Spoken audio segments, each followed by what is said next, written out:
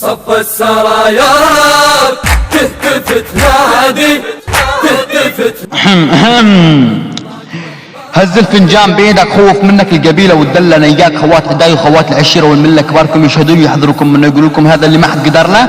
دي ابويا شي اكيد ما يكون قد المي. كلف قائد الام اف 21 الازعر السوري النسخه الاصليه ابن الشهباء.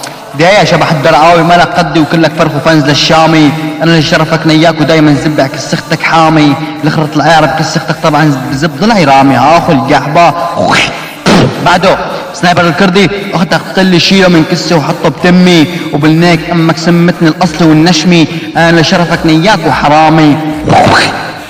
دايما ضعيف والله طلع اليوم بس اطشر عرضكم. بدي اشوف مين دي رجع خواتين القحبه.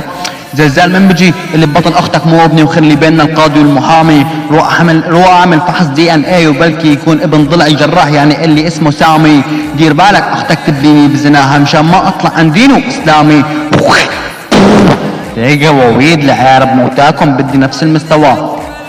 يا ابو هاني انا طالع وخارج زب باختك ومعطيها من دمي. اعرب كسختك تعال ادفع لاختك عني بلكي يزول همي. اخو القحبة اختك عامل السفتير روحهم من عندها الذكريات طلع اعطيها ارقامي.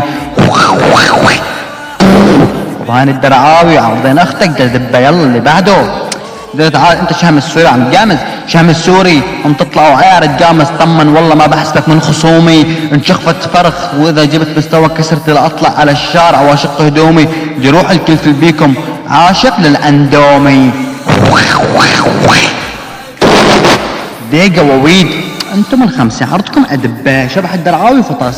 يلا خواتين القحبة معكم 24 ساعة نفس المستوى. وبدي يا دبل خواتينكم للشقة. يلا ابويا شي اكيد ما يكون قابض المايك.